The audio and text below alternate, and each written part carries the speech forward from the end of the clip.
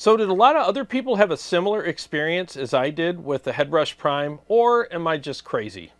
And what gear is on my no-brainer recommendation list? In other words, what kind of gear can I recommend to just about anyone without having to do all of this?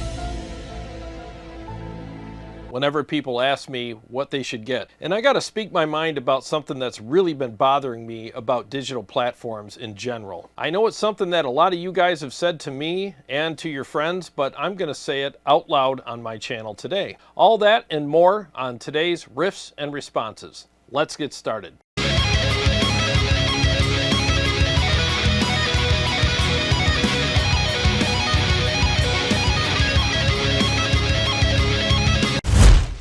Well, thanks for joining me for another episode of Riffs and Responses. People are really digging this series and I'm enjoying doing it, so I really appreciate you guys watching and sharing your thoughts in the comments section. So if this is your first time here, basically what I do in this series is I talk about all kinds of stuff. News events as far as industry news, whether it's the music industry or the music gear industry. I also read and respond to your questions, and instead of just responding verbally, a lot of times I'll actually shoot things out for you and do demonstrations on things, try things out so that you can hear it and stuff like that, you know, so you can get all of the information that you came here for. So let's go ahead and kick things off with no-brainer gear. I think this is something I've been wanting to do for a while.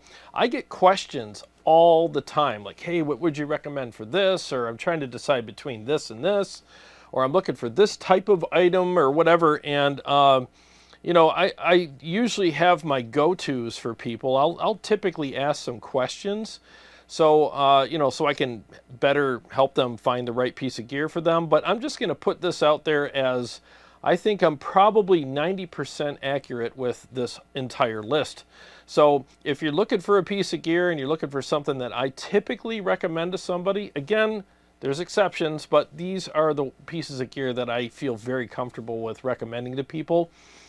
So if you're looking for that, this is the list that I would call my definitive list anyways. It is based on years of experience and trying things out, shooting things out, comparing things and all that. And I always end up with these pieces of gear being on top. And I'm going to cover several different categories in this list. So let's start the list off with what I think is a great recommendation for a practice amp. In other words, something that you could take with you on vacation, you could practice quietly with, because not everybody wants to blow the roof off of their house when they're practicing, especially if they live in an apartment or they're married, they got kids, whatever.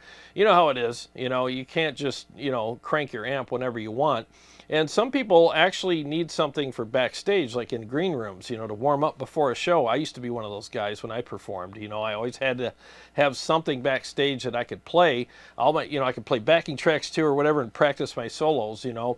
It was a great way to warm up and just kind of, you know, make sure you're up to snuff on all your stuff. So I didn't mean for that to rhyme. That was kind of weird. But yeah, I mean, I think the Spark 40 or any of the Spark amps would be a great recommendation. I use mine every single day.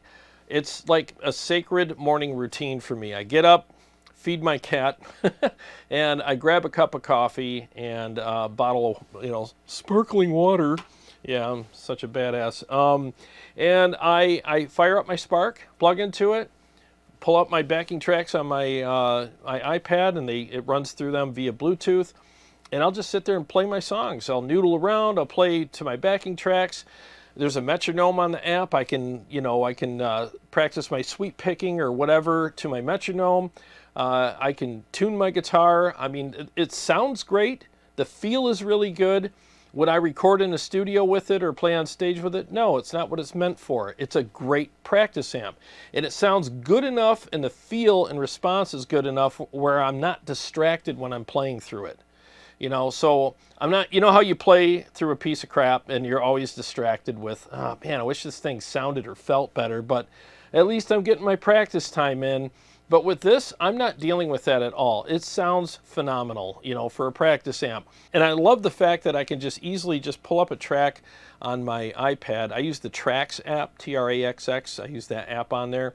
And all my backing tracks are there, and it just plays them through the Spark, and I just play as long as I want every day. And I can even loop the tracks, or I can loop parts of those tracks in that app, so I can just have the solo just loop over and over again, or a treble spot over and over again, and I can just work it out until I get it right, you know.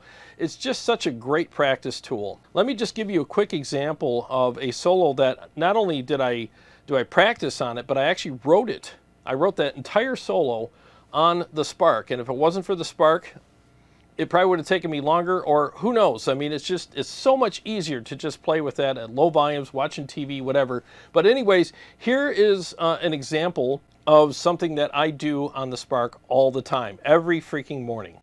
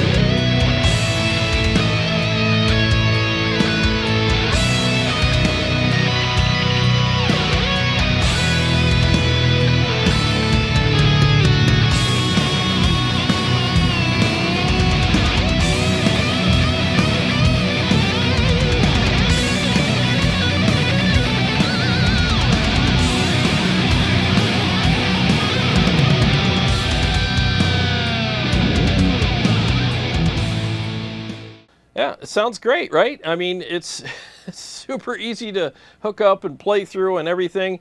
Just so you know, I used the headphone out on the Spark and ran it into my mixing board over here.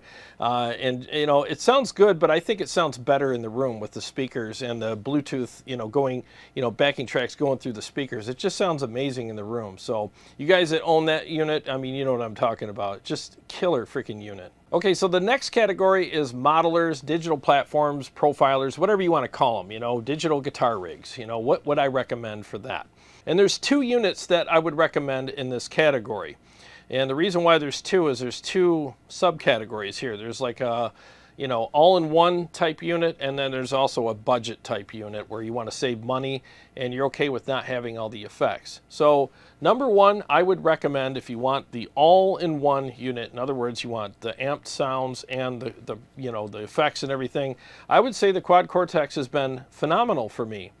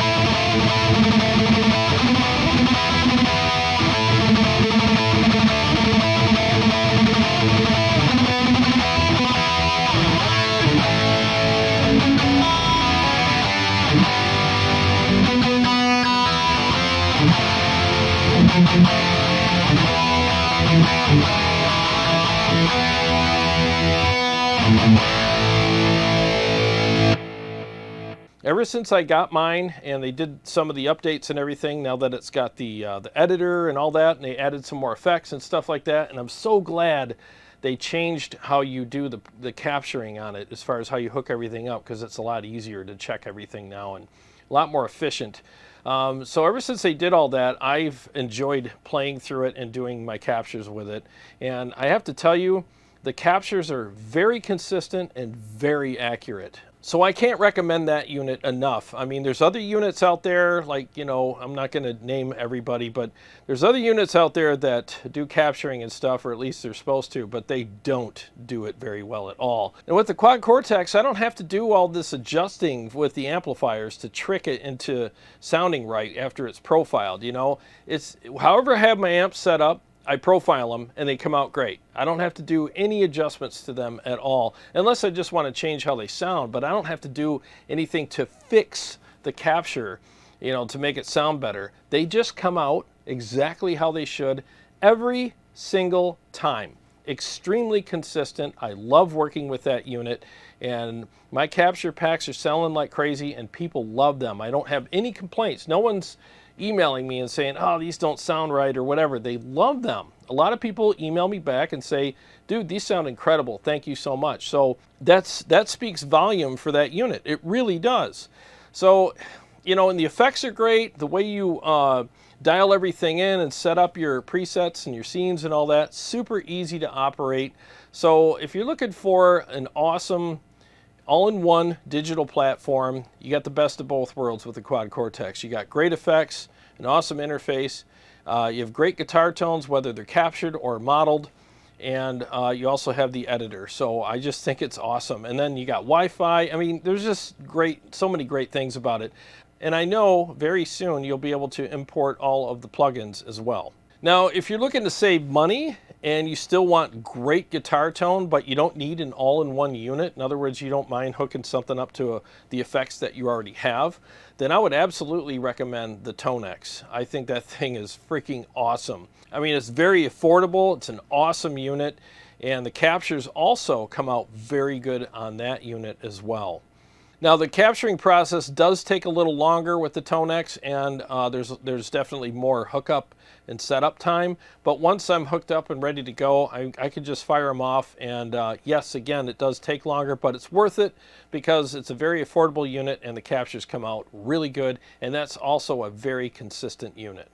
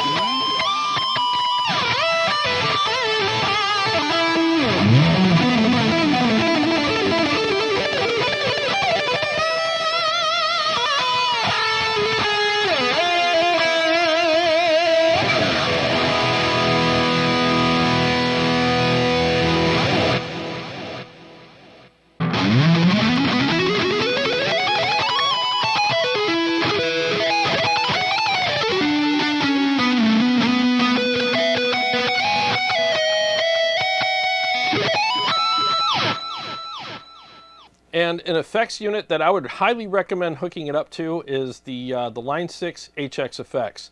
They pair together perfectly, and there's plenty of effects in there for you to use, and they sound really good together. Now, as far as overdrive pedals are concerned, I would highly recommend 2 pedals to everyone. And I think you should have both of these on your board because our tastes change from time to time. And if you have a collection of amplifiers, trust me, not all overdrive pedals are made the same. They don't all sound the same, and some interact with different amps better than others. So if you have a more modern sculpted amplifier, such as like an EVH, a Badlander, you know, amplifiers like that that are more modernly voiced, they're not so tubby and loose, then I would recommend the Warm Audio Oddbox. And I know the OCD will be back soon because Full Tone's coming back, I guess. So get one of those if you want, because that's what the Oddbox was made after. It's kind of a clone of that pedal. So that's for the more, you know, modern, tighter amplifiers that you don't want to cut so much low end out of, but you just want that extra push.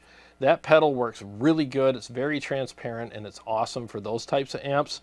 And then the Mud Killer I would highly recommend for looser amplifiers that are a little tubbier, a little looser. And with the Fat Skinny knob, I keep looking at the pedal because it's down here. With the Fat Skinny knob, you can really fine tune how tight and how loose and how aggressive you want the amplifier. And if you want a little bit more bite, take the tone knob, put it up to 3 o'clock or crank it all the way up and get that little extra edge or bite out of the amplifier.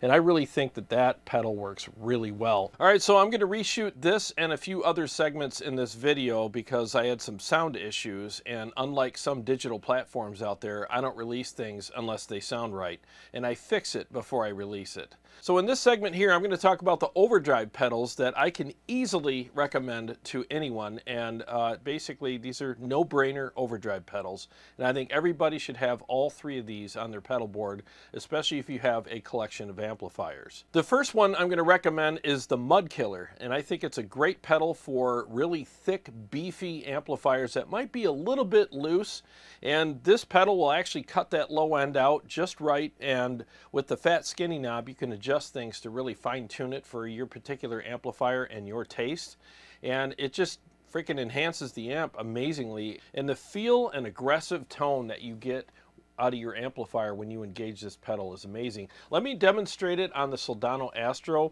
In my opinion, this is the best pedal for that amplifier. So it's off now. I'll turn on the Astro and engage it and show you what it does with this amplifier.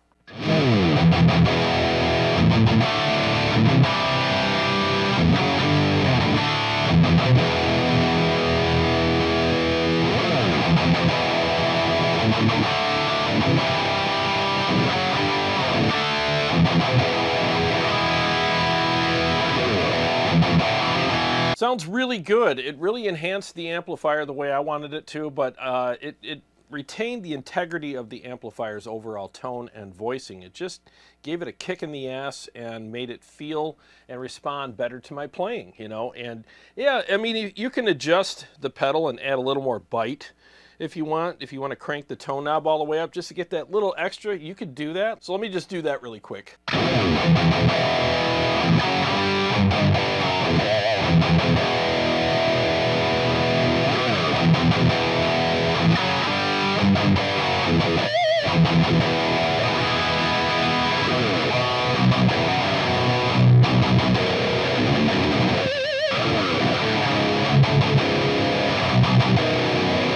Yeah, I just cranked the tone knob all the way up, and this amp is so beefy you can get away with that. And it just added that little extra bite.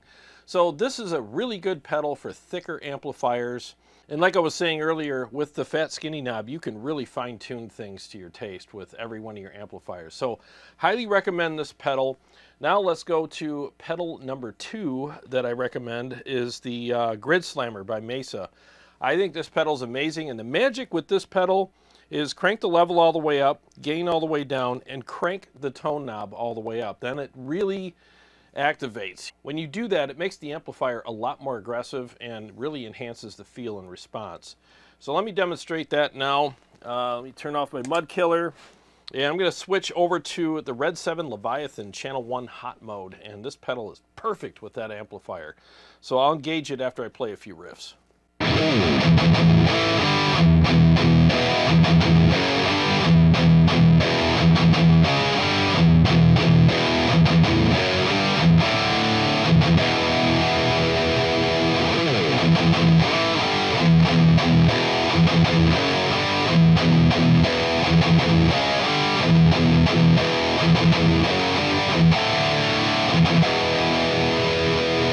Yeah, that pedal works perfectly with that amplifier. Now I call amps like the Leviathan kind of an in-betweener.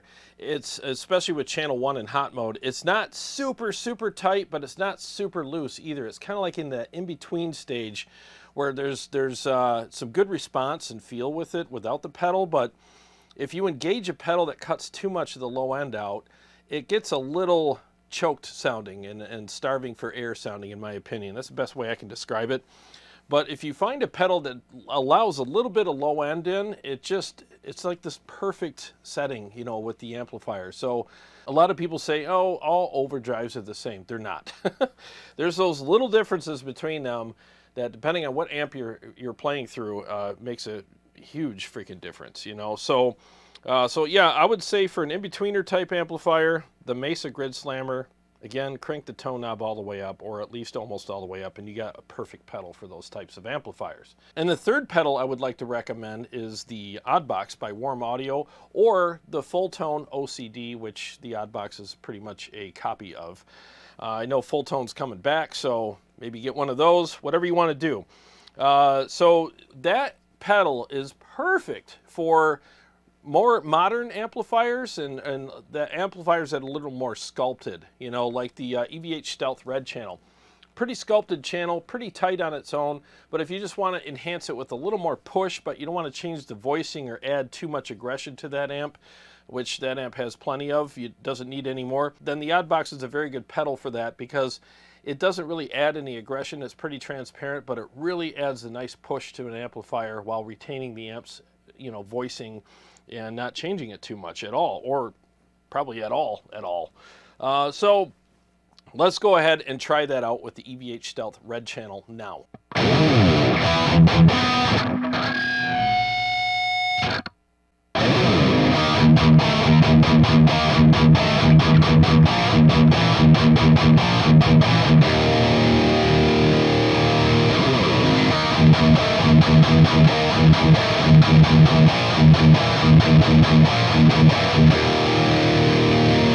Yeah, that sounded really good. I snapped a string when I was doing the first riff on there, so I had to switch guitars. But yeah, it sounds really good with that amplifier or other amplifiers that are super sculpted and super aggressive. Because like I said, you don't need to add any more aggression to the EVH Stealth. I mean, that thing's just nasty, man. But if you want that little better feel, you know, use that pedal, and it works really well with it. It even works really good on the blue channel, so let me switch to that and do the same thing. I'll start with the pedal off and then engage it.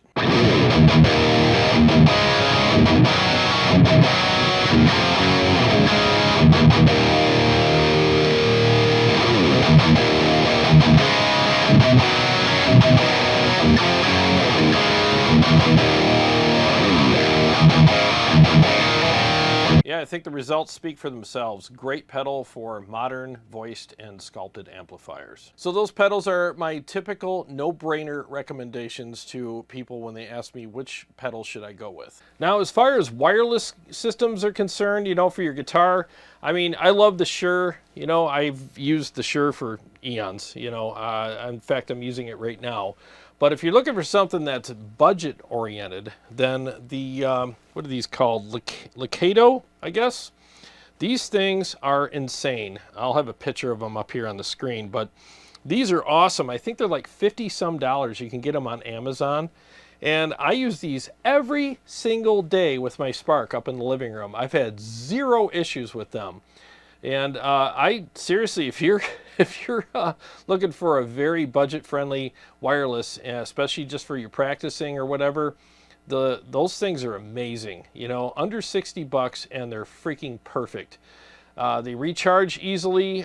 You know, the battery life is pretty long on them. I don't know, you know, all the specs as far as how long the batteries last, but they last long enough for me to use for a couple days before I have to recharge them again. And I practice pretty long in the mornings, you know. I can't recommend them enough. I mean, if you're on a budget and you need a good wireless, those things are insane.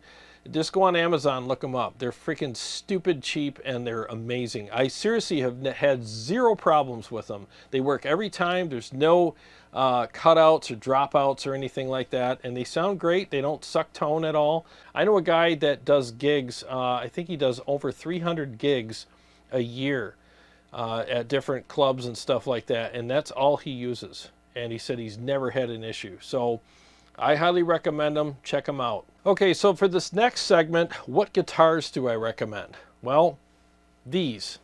So I have 3 different categories for you. So if you don't mind spending some extra money and you want a really good high-end guitar that's pretty available, then the JP Majesty series is awesome. These are just such good sounding guitars. They really are. I've had these for years. I have the Monarchy series here, and I've had zero issues with them. So I get up every day, pick up one of these guitars, plays like a dream, sounds amazing, everything functions properly. I mean, the fit, finish, the feel, everything. I mean, you got a neck through design. They sound incredible. You have access to all the frets. I mean, a world-class guitar player, John Petrucci, was very involved in the design of these and nitpicked the hell out of them. And they haven't changed the design in 10 years. Why? Because it works.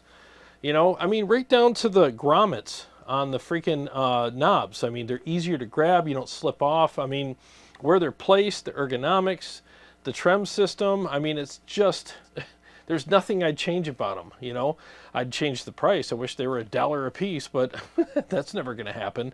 I mean, these are just great guitars. They really are. And they sound amazing. They sound huge. They're light. They don't hurt your shoulder, your back by holding them up a long time. You know, when you're standing on stage, they're super light. Yes, they're expensive, but they're worth every freaking penny.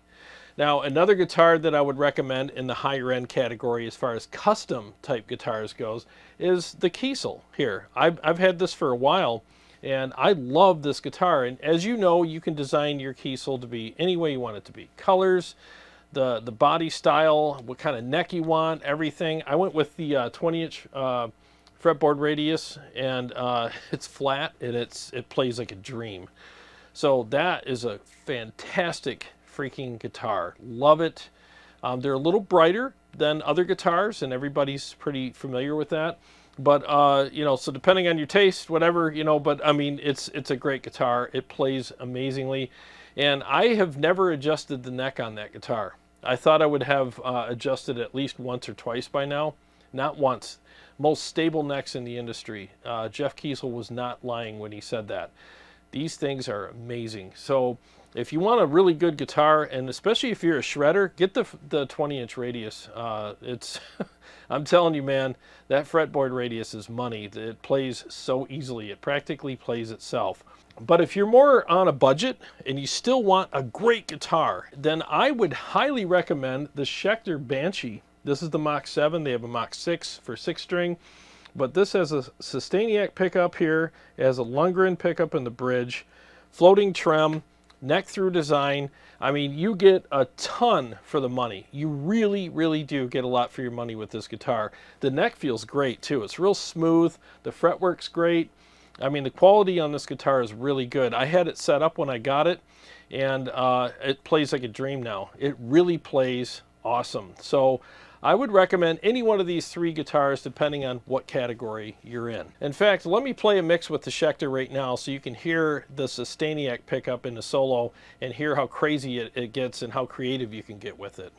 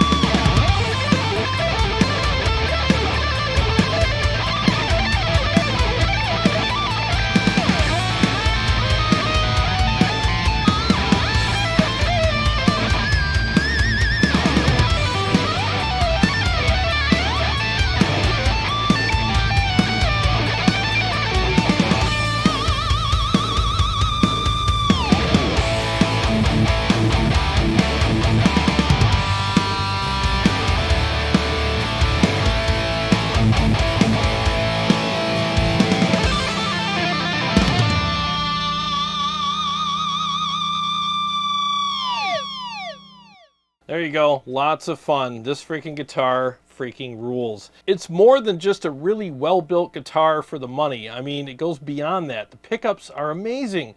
The Lundgren pickup in the bridge is awesome, and I really, really love the Sustainiac and the neck position. It really allows for a lot of creativity in your solos. And this is coming from a guy, $4,000 guitar, $3,500 guitar, $1,500 guitar. I love it just as much. There's things I like about it more.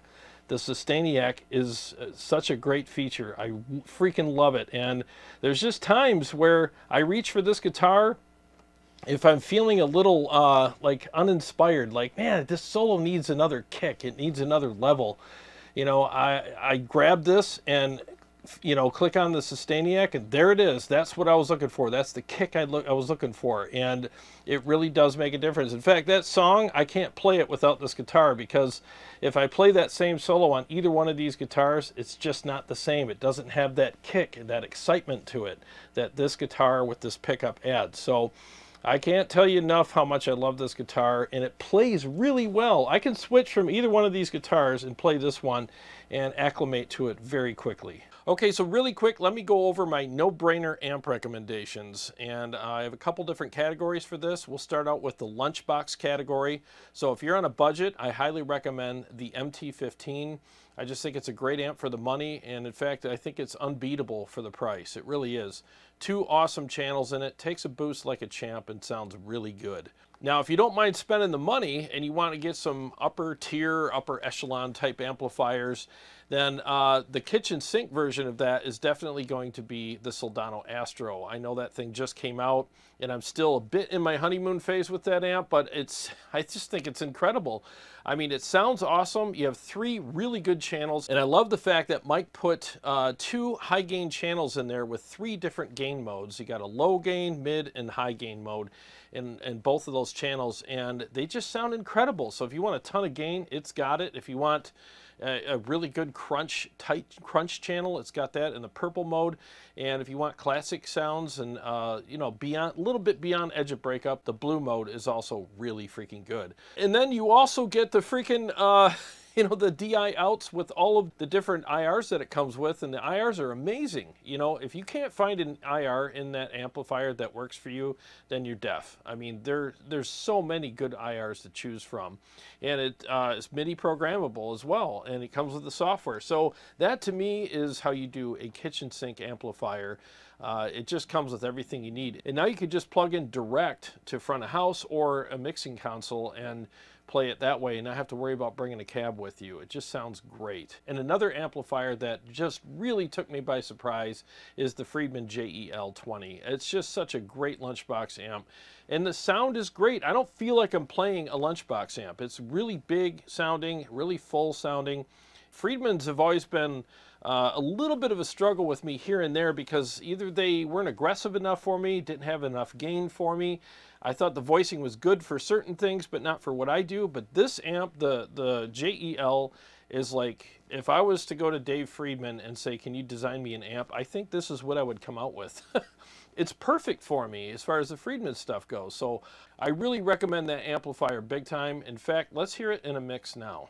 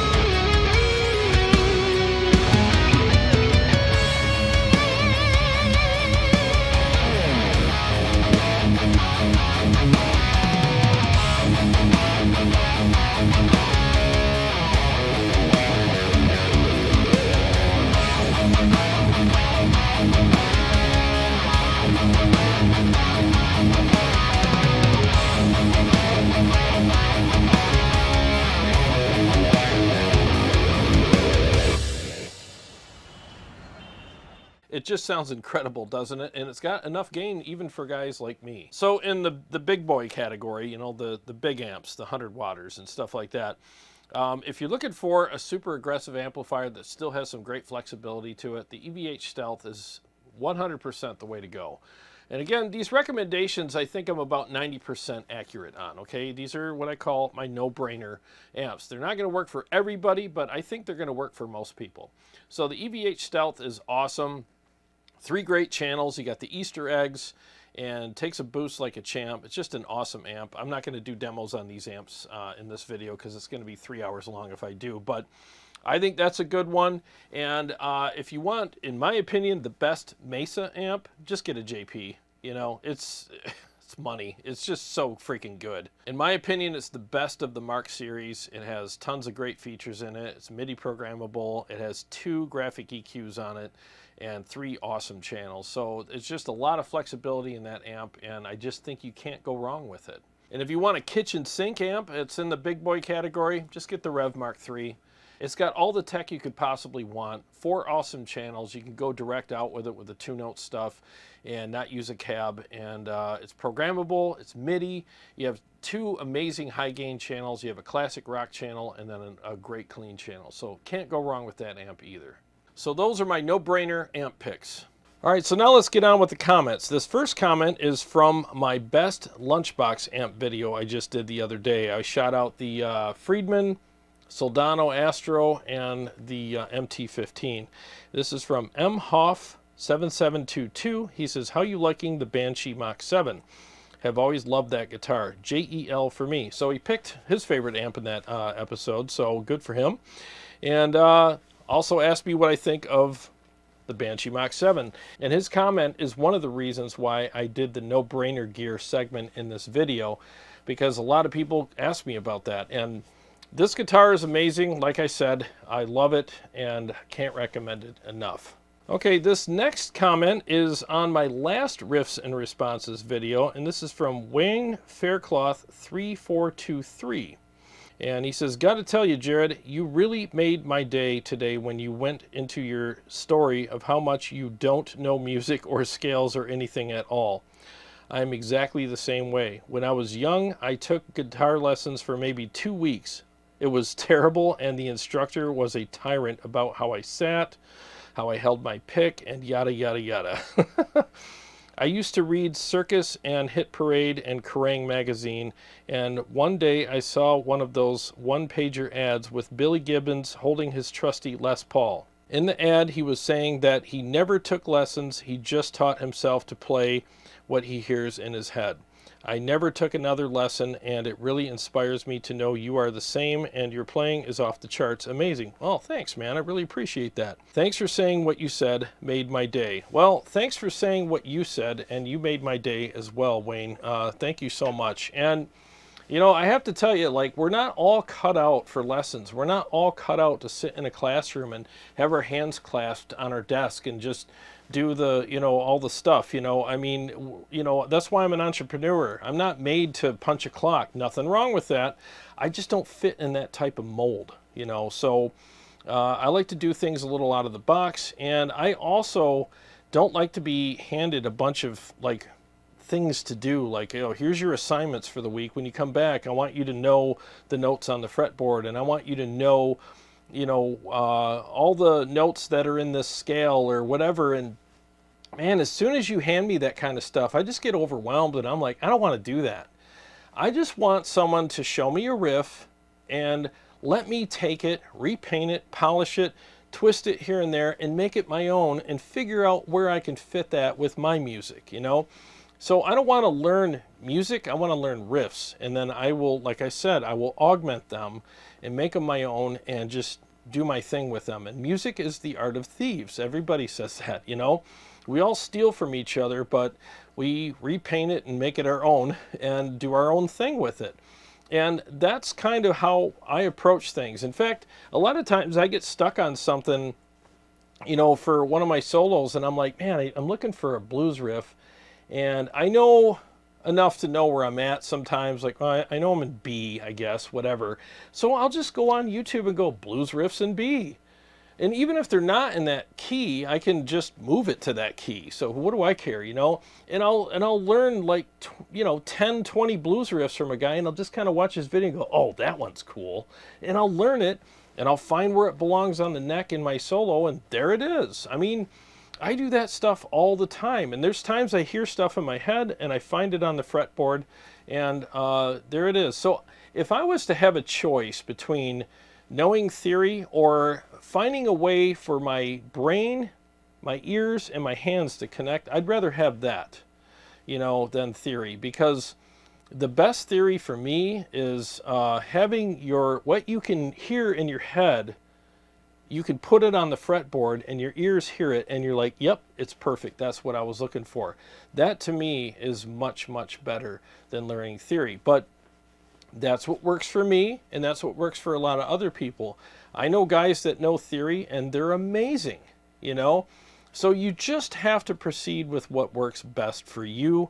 If you get intimidated by theory and all that stuff, and you'd rather just figure out the puzzle of your solo by yourself and have the fun with that, then just do it that way.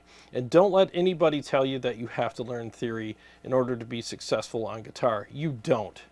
All you need is a good ear and dedication towards practicing and working things out. And again, what I said, like I said in the last video, I think the journey to figuring out the notes that work best in the solo that you're trying to write, it brings you to things that you would have never discovered otherwise, because if theory cuts that journey out and takes those side trails and the scenic route out, and it's more direct and more linear to get where you want to be, then all of that experimentation never happens, you know.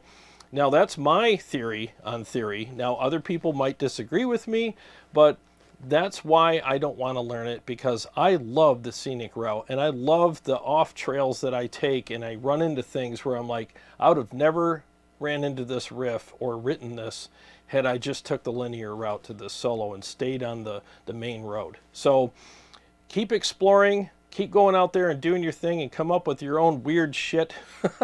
That's what it's all about, man. And it's all the guitar players that do that, the trailblazers that go off the main roads and blaze new trails, that discover really cool stuff that all of us want to copy. So be that guy.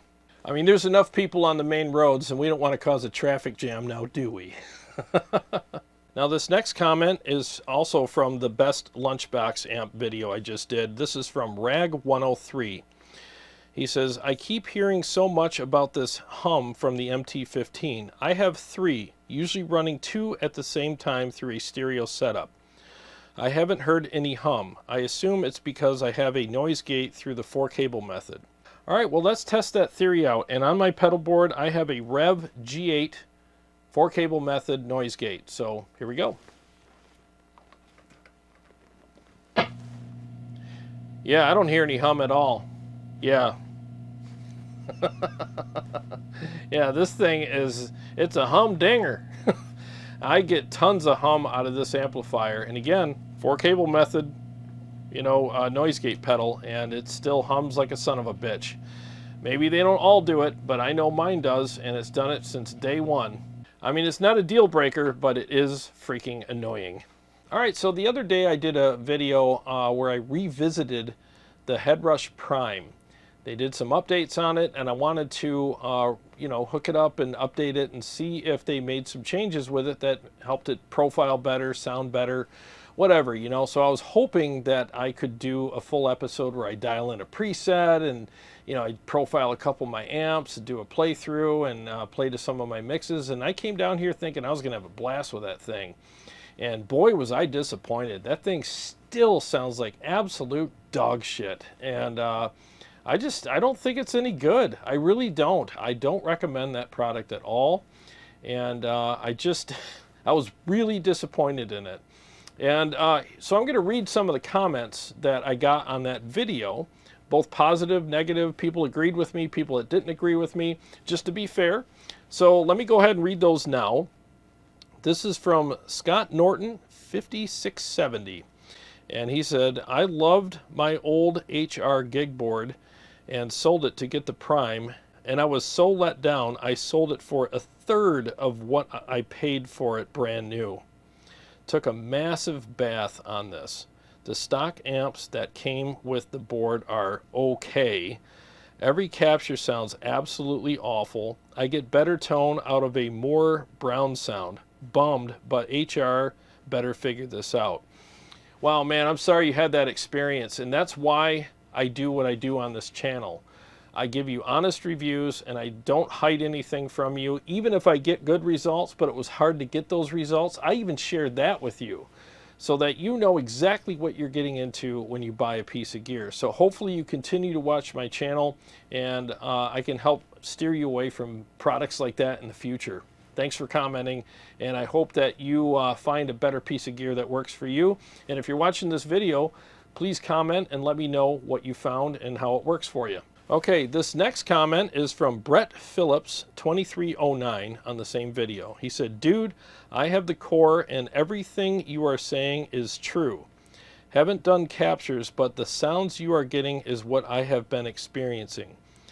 I've had it for a month, and all I do is preset tweaking, trying to get it to sound good.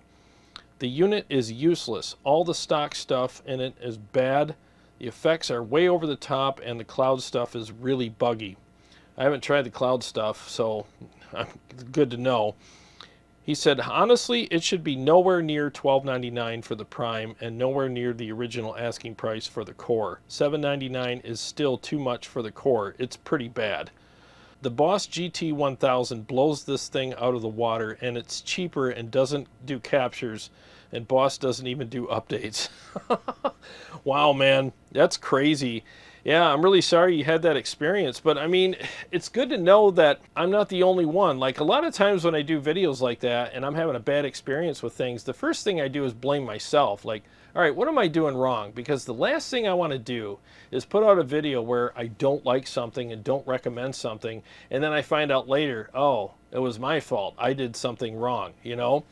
But I know it wasn't my fault. I had these amps set up and the mic set up exactly the same way I do when I use my ToneX to do captures and the quad CORTEX, and I have zero issues with either one of those units. So there's no reason to change anything. And if I got to come down here and adjust my amps so much just to trick the Headrush Prime into profiling properly, then there's something wrong with that unit. So if everything's on the same even playing field and I'm profiling the amps with all these different products and one of them's not doing it right, there's something wrong with that product. I shouldn't have to make all these changes to make that work. And if I do, then they need to change their product. I don't need to change how I'm doing things. They need to change how they built it. And here's the other thing too. When the Headrush Prime shipped, it did not have the algorithm in it to do captures with, okay, or clones or whatever you want to call it. You had to update it to get that, which means that that feature in that product has not been tested enough to really know if it works or not. It was just a pretty much throw something against the wall and see if it sticks type algorithm that they put in there. And it's really buggy and it doesn't work.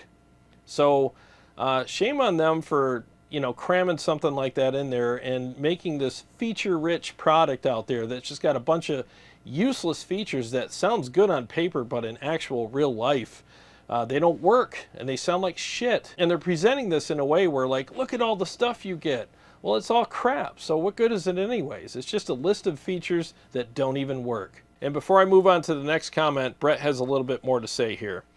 He says, ugh, sorry for the long bitching comment, but this product really pissed me off big time. I really do feel ripped off by Headrush. They took all their old crap, jammed it in here, and then sold it to us. I'm quite pissed. I don't blame you, dude. I really don't. And you're right. They took all these old Revolver models from, like, what, 2008 and stuck them in there and like, look at all the amp models you get. No, they're crap. I mean, why would you take old shit, especially in the digital realm? You know, old models in the digital realm 10, 15, 20 years ago, they sound like ass. Why would you put that in something new?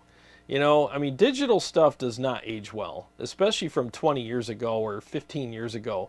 It does not, it ages like milk. You know, it's awful. Because digital stuff is progressing so fast nowadays that, you know, even 5 years ago, I mean, things sound way better than then, you know. So, I mean, to cram all that old shit in there and treat it like it's features, and then, well, we can give you a longer list of amp tones that you have by cramming all this old shit in there. Again, it just comes down to, look at all the stuff you get. Wow, look at all this. And it just tricked you into buying something that had a long list of all these things that are absolute dog shit. Okay, so here's another comment from someone who disagreed with me about the product, or at least he wasn't completely on my side about it. This is from Redkern. He says, there will be more updates soon. The issues with clones are being resolved. Thankfully, they seem to realize the problems need to be fixed. Give it another month. That kind of sounds like a tiny bug. I had to clone an amp a few times over before I got a good one on the original firmware. Also sounds like the gain needs to be turned up a little too. Any noise gate, built in or not, can also ruin a clone. Well, thanks for commenting. I appreciate you sharing your thoughts and your experience. That's what this channel is all about. I want to hear from both sides. I want to hear from people that agree and disagree with me, because I don't know everything and I want to learn things too. But here's the thing, okay? Let me go over your comment, and I'm not trying to be combative with you, okay? You were really respectful, and again, I appreciate what you said. It's a, you know, you said also sounds like the gain needs to be turned up a little too. Okay, well, I had another guy say that I had the gain too high, and that's why it didn't come out. And now you're telling me I need to turn it up. So you know what I'm saying? Like, I don't know who to listen to here. All I can tell you is I had the amp set up the same way I have it set up for ToneX and Quad Cortex. No issues with either one of those units, but when I hooked it up to the Headrush Prime, sounded like absolute shit. So that's an issue. They need to fix that. They absolutely need to fix that. And you talked about the noise gate. Any noise gate built in or not can also ruin a clone. You're right. That is true. But here's something I kept getting too. No, it gave me a warning when I was doing the clones, like noise gate detected, turn it off, blah, blah, blah. I didn't have a noise gate on, but it was still saying there was one detected. I had it plugged straight into the amplifier, bypassing everything on my pedal board. Still said I had a noise gate detected. There was no noise gate in there. So there was like a bunch of clones I had to stop and restart again because it had that warning up, even though there was no noise gate. So that thing's just got a ton of bugs in it, and they need to fix it. Now, here's the other thing you said. There will be more updates soon, and the issues with the clones are being resolved. Okay. This is exactly what these companies are counting on. They're counting on people like you and everybody else who buys one to just understand that, hey, we're used to this. We're conditioned for this. We're used to buying stuff that's not ready, but we'll just pay full price for it and wait for the updates. Meanwhile, we'll just struggle with it and pull our hair out and have shit tone and bugs and all kinds of horrible things going on while we're on stage, at home, at practice, whatever. And we'll just have this thing pants us all the time when we're playing our guitar. And you know what? That's bullshit, and it sucks that this is the conditioning of the public right now when we buy digital platforms. They just literally throw shit against the wall, hope it sticks. If it doesn't, hey guys, we'll do an update. Screw that, and screw these companies that do this shit. Now, I'm not saying everything has to be 100% perfect right down to the last detail. I get that things happen, but how come analog stuff can't do that? I mean, you can't buy a Friedman JEL20 and then have Dave Friedman like put out an announcement, hey, this amp's buggy, there's an update coming soon, or send them all back to me and I'll fix everything. If that happens with an amplifier, remember the Fort and Sigil? That was a thing that happened for a while and everybody got all pissed off about it. You know why? Because in the analog world, we don't accept that shit. But for some reason, in the digital realm, it's okay. It's okay that this thing's a piece of shit. Who cares? There's going to be an update. Yeah, can't wait for the update. Santa's going to bring an update. We're all going to be happy. Screw that, and screw these companies that do that. And it's about damn time that us as customers start, saying this kind of shit to these companies and not accepting this bullshit. Again, there's exceptions to certain things. There's exceptions to everything. But when you're going to release a product like the Prime that really just does not sound good, it doesn't do anything that it says it's going to do, and has a bunch of old shit in it, and you're going to expect people to like it, you're an idiot. You're a freaking dumbass. And if you expect people to take that shit, and, oh, there's going to be an update coming, everything's going to be okay. I mean, I think that is just absolutely disgusting, and it's so disrespectful to the general public and to the customers. I mean, would you go parachuting with a company that basically you get on the plane, you fly up to whatever, 5,000 feet or whatever, and then you jump out, and then the instructor's like, all right, so now we pack our chute on the way down, we strap on the backpack, and then we pull it before we hit the ground. Would you do that? No. You pack that shit before you get on the plane, and you make sure it's tested, so you don't splatter all over the ground. Well, that's what these companies are doing. They're literally doing that with their products. They're packing the chute after they jump out of the plane. After they release the product, well, gosh, guys, maybe we should test some of this shit and make sure it works properly.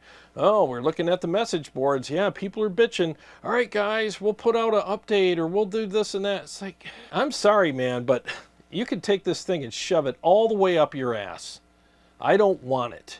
you know, and that's my attitude with it. And until it's your attitude with it, these companies are going to keep doing it. They're going to keep sending this shit out to stores and expecting you to just go, well, someday they're going to update it. I'll just put up with this garbage until they do. That's what they're hoping for. Knock it off. Because the more we stick up for these companies and basically simp for them, the more they're going to go, well, they're letting us get away with it. We're just going to keep doing it then. Don't simp for these companies and don't accept this kind of garbage. All right, so quickly, let's talk about this week's album of the week. And it's Work of Art, and the album is In Progress. There's some great tracks on there. I love the mix. I love the guitar player. Robert Sale is an amazing guitar player. Real tasty. He's got some great chops. And every solo he plays just fits the song perfectly.